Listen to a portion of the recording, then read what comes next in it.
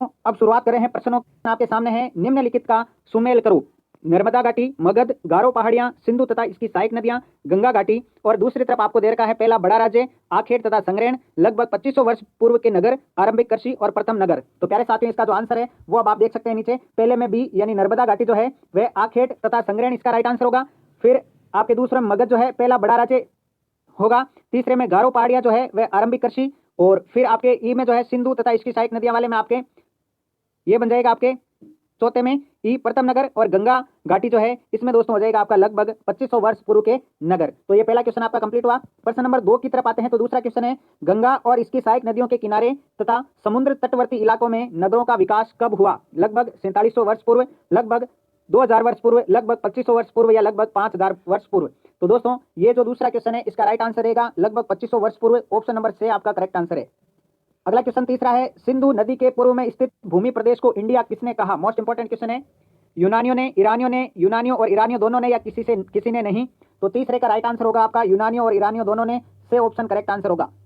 प्रश्न नंबर 4, अंग्रेजी में पांडुलिपि के लिए प्रयुक्त होने वाला शब्द मेन्यूस्क्रिप्ट शब्द लेटिन भाषा के मेनू से बना है जिसका अर्थ होता है हाथ, पैर, उंगली, आंख। ये 4 विकल्प हैं। चौथे का राइट आंसर आपका हो जाएगा हाथ, ए ऑप्शन करेक्ट आंसर हो जाएगा। प्रश्न नंबर 5 है भारत में प्राचीन महाकाव्य, कविताएं और नाटक लिखे मिलते हैं, इनकी भाषा है संस्कृत, तमिल, प्राकृत, संस्कृत, तमिल और प्राकृत। बताइए दोस्तों 5वें का राइट आंसर क्या रहेगा? तो इसका सही आंसर दे ऑप्शन रहेगा संस्कृत, तमिल और प्राकृत। अगला है अतीत में आम लोग किस भाषा का प्रयोग करते थे? संस्कृत, तमिल, प्राकृत, इनमें से कोई नहीं। तो छठे का जो राइट आंसर है वह हो जाएगा प्राकृत भाषा का प्रयोग करते थे, से ऑप्शन सही है। अगला 7वां क्वेश्चन है भीमबेटका कहाँ स्थित है? आधुनिक मध्य प्रदेश, बिहार, राजस्थान, उत्तर प्रदेश। 4 विकल्प आपके सामने। प्रश्न नंबर 7 का सही उत्तर होगा आधुनिक मध्य प्रदेश में स्थित है भीमबेटका, ए ऑप्शन बिल्कुल सही है। प्रश्न नंबर 8 माइक्रोलिथ कहा जाता है पूरा पाषाण, मध्य पाषाण, लघु पाषाण या नव पाषाण? माइक्रोलिथ किसे कहा जाता है दोस्तों? तो यह कहा जाता है लघु पाषाण को, ऑप्शन नंबर से करेक्ट आंसर। प्रश्न नंबर 9 है उपमहाद्वीप में लोगों ने सबसे पहले किस जानवर को पालतू बनाया? कुत्ता, बकरी, भेड़, गाय। प्रश्न नंबर 9 जो है उसका राइट आंसर कुत्ता रहेगा, ऑप्शन नंबर ए करेक्ट है। प्रश्न नंबर 10 है गर्तवास कहा जाता है झोपड़ी को, कच्चे मकान को, गड्ढे के नीचे बने घर को, या पक्के मकान को? गर्तवास किसे कहा जाता है? क्लास 6 की एनसीईआरटी की न्यू वाली बुक के हम सारे क्वेश्चन इस एक ही वीडियो में कर रहे हैं। प्रश्न नंबर 10 का आंसर ऑप्शन नंबर से गड्ढे के नीचे बने घर को गर्तवास कहा जाता है, से ऑप्शन सही है। प्रश्न नंबर 11 है पहिए का आविष्कार कब हुआ था? नवपाषाण काल, मध्य पाषाण काल, पूरा पाषाण काल या लोहे काल में? प्रश्न नंबर 11 का राइट आंसर नवपाषाण काल, ऑप्शन नंबर ए सही है। प्रश्न नंबर 12 कुरनूल किस राज्य में स्थित है? विकल्प तमिलनाडु, मध्य प्रदेश, कर्नाटक, महाराष्ट्र। प्रश्न नंबर 12 का सही उत्तर तमिलनाडु रहेगा, ऑप्शन नंबर ए करेक्ट है। वीडियो को लाइक नहीं किया तो लाइक जरूर कर दें। प्रश्न नंबर 13 है पुरातत्वविदों को महान स्नानागार कहाँ मिलता है? लोथल, मोहनजोदड़ो, मेहरगढ़ या धोलावीरा में? बताएं प्रश्न नंबर 13 का राइट आंसर। महान स्नानागार जो दोस्तों है वह मोहनजोदड़ो में मिले हुए हैं, बे ऑप्शन आपका करेक्ट आंसर रहेगा।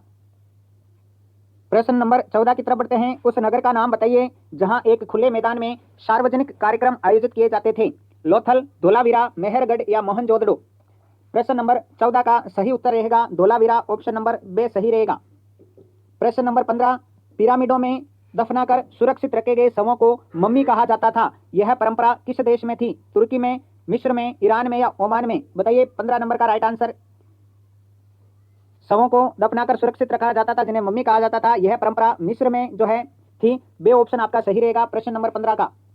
प्रश्न नंबर 16 है पूरा स्थल मोहनजोदड़ो निम्नलिखित में से कहां पर अवस्थित है? गुजरात, कंधार, पाकिस्तान के सिंध प्रांत में या पंजाब में? प्रश्न नंबर जो 16 है उसका राइट आंसर रहेगा पाकिस्तान के सिंध प्रांत में स्थित है मोहनजोदड़ो, से ऑप्शन बिल्कुल सही है 16वें का। प्रश्न नंबर 17 हड़प्पा काल की 2 महत्वपूर्ण फसलें थी, गेहूं और जौ, चावल और जौ, मटर और सरसों, कपास और गन्ना। काफी इंपॉर्टेंट प्रश्न है। हड़प्पा काल की जो 2 महत्वपूर्ण फसलें थी साथियों वह गेहूं और जौ थी, ऑप्शन नंबर ए आपका सही रहेगा। प्रश्न नंबर 18 निम्न में से कौन सा एक हड़प्पा सभ्यता का बंदरगाह है? महास्थानगढ़, सिकंदरिया, नागपट्टनम या लोथल? ये 4 विकल्प आपके सामने है। प्रश्न नंबर 18 का बताइए राइट आंसर। इसका सही आंसर लोथल रहेगा, ऑप्शन नंबर दे करेक्ट है 18वें में। प्रश्न नंबर 19 की तरफ आते हैं। सबसे प्राचीन वेद का नाम क्या है? सामवेद, ऋग्वेद, यजुर्वेद, अथर्ववेद? ये 4 विकल्प हैं। प्रश्न नंबर 19 का सही आंसर ऋग्वेद सबसे पुराना या प्राचीन वेद है, बे ऑप्शन सही रहेगा। प्रश्न नंबर 20 की तरफ बढ़ते हैं। वैदिक काल के 3 महत्वपूर्ण देवता हैं। विकल्प पहला अग्नि, इंद्र, सोम, दूसरा वरुण, सोम, इंद्र, तीसरा वात, मरुत, सूर्य, चौथा पृथ्वी, उषा और रुद्र। ये 4 विकल्प हैं। वैदिक काल के 3 महत्वपूर्ण देवता कौन से थे? आपको सही विकल्प का चयन करना है। प्रश्न नंबर 20 का सही आंसर अग्नि, इंद्र, सोम, ऑप्शन नंबर ए सही रहेगा। प्रश्न नंबर 21 की तरफ आते हैं। भुर्ज नामक वृक्ष की छाल पर लिखी ऋग्वेद की पांडुलिपि कहाँ पाई गई थी? काफी इंपॉर्टेंट क्वेश्चन है। मध्य प्रदेश, पूर्वी उत्तर प्रदेश, लद्दाख या कश्मीर? 4 विकल्प बताए हैं। भुर्ज नामक वृक्ष की छाल पर लिखी गई ऋग्वेद की पांडुलिपि जो है दोस्तों वह कश्मीर में पाई गई है। दे ऑप्शन आपका सही रहेगा। प्रश्न नंबर 22, आज से लगभग 2000 साल पहले चिकित्सा शास्त्र पर चरक संहिता नामक किताब किसने लिखी? भास्कराचार्य ने, चरक ने, आर्यभट्ट ने या वराहमिहिर ने? 4 विकल्प बताएं। 22 नंबर का सही उत्तर बताना है आपको। प्रश्न नंबर 22 का सही आंसर चरक रहेगा। बे ऑप्शन सही है। चरक संहिता चरक द्वारा लिखी गई। प्रश्न नंबर 23, इनाम गांव किस नदी के किनारे स्थित है? गोदावरी, कावेरी, घोड़ या महानदी? काफी इंपॉर्टेंट क्वेश्चन है। इनाम जो गांव है किस नदी के किनारे बसा हुआ है? दोस्तों ये घोड़ नदी के किनारे बसा हुआ है। से ऑप्शन आपका सही आंसर रहेगा 23 का। वीडियो कैसा लगता है ये भी आपको कमेंट बॉक्स में बताना है और लाइक तो जरूर करना ही है। इसी प्रकार से 7th की बुक और 8th की बुक के सारे वीडियो जो है एक वीडियो सारे सवालों के मिल जाएंगे आपको।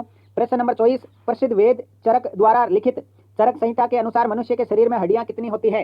206, 366, 350 या 360? चरक संहिता के अनुसार मनुष्य के शरीर में हड्डियों की संख्या कितनी बताई गई है? तो प्रश्न नंबर जो 24 है उसका सही विकल्प 360 बताई गई है। दे ऑप्शन सही रहेगा। प्रश्न नंबर 25, किस यज्ञ में शक्तिशाली राजा द्वारा घोड़ा छोड़ने की परंपरा थी? राजसूय यज्ञ, अश्वमेध यज्ञ, वाजपेयी यज्ञ या कोई भी नहीं? प्रश्न नंबर 25 काफी इंपॉर्टेंट है।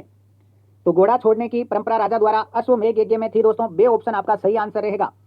प्रश्न नंबर 26, किस वर्ग को यज्ञ अथवा अनुष्ठान में शामिल होने का अधिकार नहीं था? ब्राह्मण, क्षत्रिय, वैश्य या शूद्र? प्रश्न नंबर 26 का सही आंसर क्या होगा? किस वर्ग को यज्ञ या अनुष्ठान में शामिल होने का अधिकार नहीं था? वह वर्ग था शूद्र वर्ग। ए ऑप्शन आपका बे ऑप्शन आपका सही रहेगा 26 में। प्रश्न नंबर 27, महाजनपद युग में हल के फाल किस धातु के बनने लगे? महाजनपद में युग में हल के फाल जो है किस धातु के बनने लगे?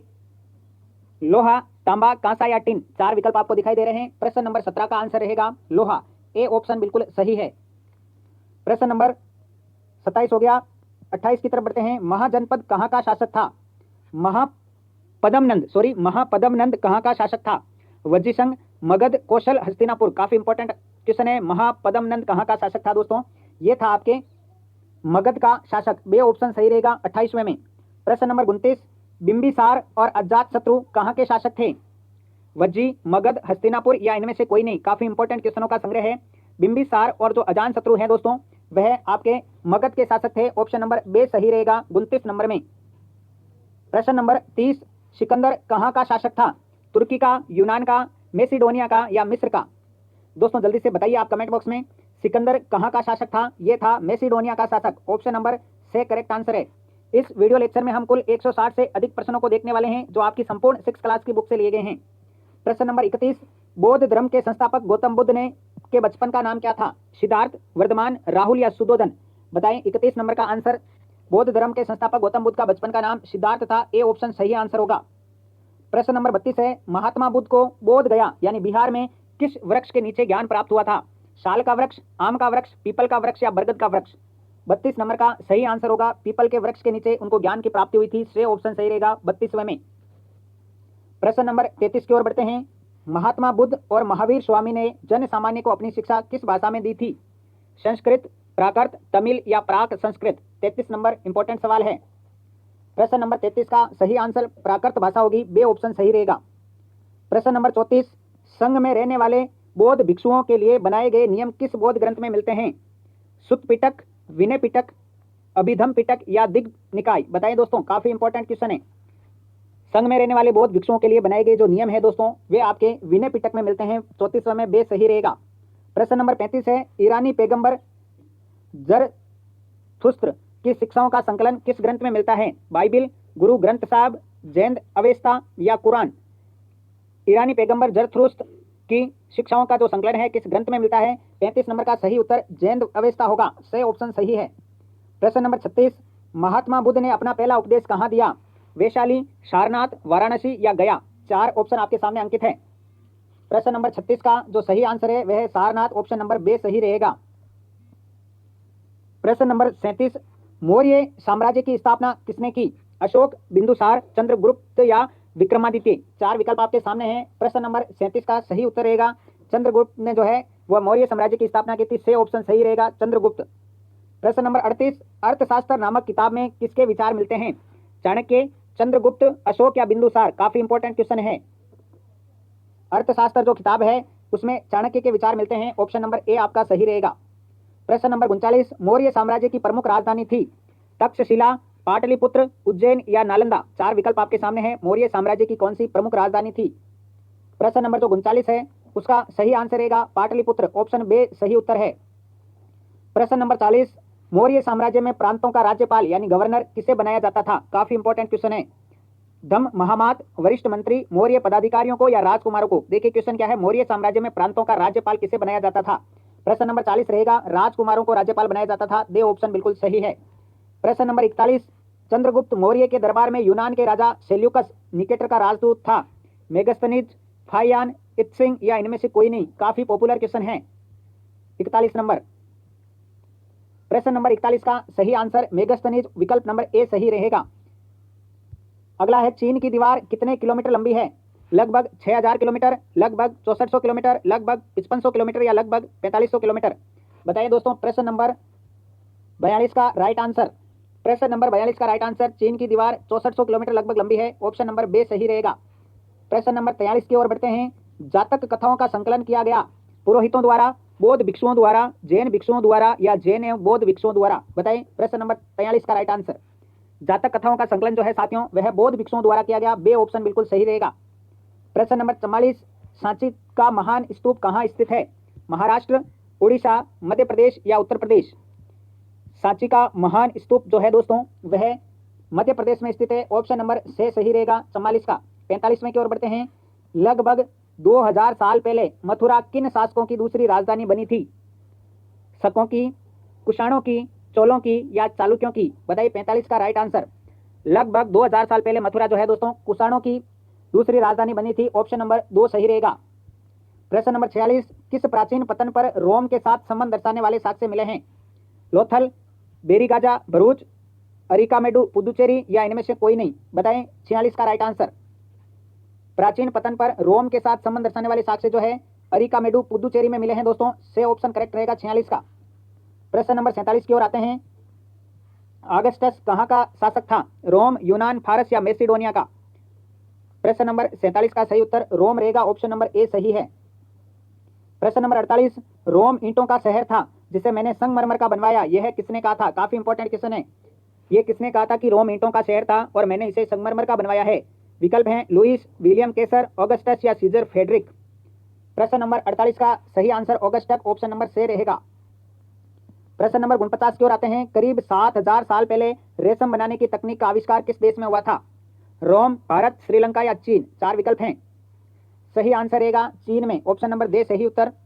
अगला 50वां क्वेश्चन, इस उपमहाद्वीप में सबसे पहले सोने के सिक्के जारी करने वाले शासक थे? कुषाण, हूण, शक या हिंद यवन? प्रश्न नंबर 50 का राइट आंसर कुषाण रहेगा। विकल्प नंबर ए सही है। प्रश्न नंबर 51, बुद्ध चरित का रचनाकार अश्वघोष किस शासक का दरबारी कवि था? काफी इंपॉर्टेंट क्वेश्चन है। बुद्ध चरित का रचनाकार अश्वघोष किस शासक का दरबारी कवि था? गौतमी पुत्र, श्री सातकर्णी, पुष्यमित्र शुंग, कनिष्क या इनमें से कोई नहीं? 51 का सही उत्तर रहेगा कनिष्क का दरबारी कवि था। विकल्प नंबर से करेक्ट है। प्रश्न नंबर 52, पुराणों के अनुसार जल में डूबी पृथ्वी को बचाने के लिए भगवान विष्णु ने कौन सा रूप धारण किया था? वराह रूप, कच्छप रूप, मत्स्य रूप या नरसिंह रूप? प्रश्न नंबर 52 का सही आंसर रहेगा वराह रूप धारण किया था। ए नंबर विकल्प बिल्कुल सही है। अगला है, ईसाई धर्म के प्रवर्तक थे? महात्मा बुद्ध, महावीर स्वामी, हजरत मोहम्मद या ईसा मसीह? ये 4 विकल्प हैं। ईसाई धर्म के जो प्रवर्तक थे दोस्तों वह ईसा मसीह थे। दे ऑप्शन सही रहेगा। 54 नंबर देखेंगे। ईसाई धर्म का प्रमुख ग्रंथ है? कुरान, वेद, बाइबिल या जैन अवेस्ता? प्रश्न नंबर 54 का सही आंसर बाइबिल से ऑप्शन रहेगा। ईसाई धर्म का प्रमुख ग्रंथ बाइबिल है। प्रश्न नंबर 55 की ओर आते हैं। समुद्रगुप्त के बारे में इलाहाबाद में अशोक स्तंभ पर उत्कीर्ण अभिलेख की रचना किसने की थी? विकल्प अब आपको दिखा रहा हूं। हरिसेन ने, बाण भट्ट ने, रवि कीर्ति ने या इनमें से कोई नहीं? 55 नंबर का सही उत्तर जो है वह रहेगा आपका हरिसेन ने। ए ऑप्शन बिल्कुल सही है 55 में। 56 नंबर देखेंगे। समुद्रगुप्त कौन सा वाद्य यंत्र बजाने में प्रवीण था? काफी पॉपुलर क्वेश्चन है। बांसुरी, तबला, ढोलक या वीणा? 4 विकल्प हैं। समुद्रगुप्त कौन सा वाद्य यंत्र बजाने में दक्ष था ये बताना है।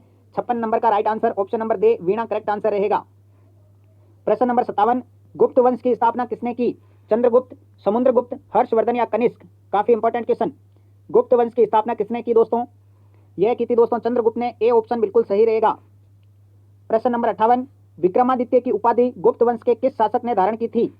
चंद्रगुप्त, चंद्रगुप्त द्वितीय, समुद्रगुप्त या इनमें से कोई नहीं? विक्रमादित्य की उपाधि किसने धारण की थी दोस्तों? 4 विकल्प दिखाई दे रहे हैं। 58 नंबर का राइट आंसर रहेगा चंद्रगुप्त द्वितीय ने यह उपाधि धारण की थी। बे ऑप्शन सही है। प्रश्न नंबर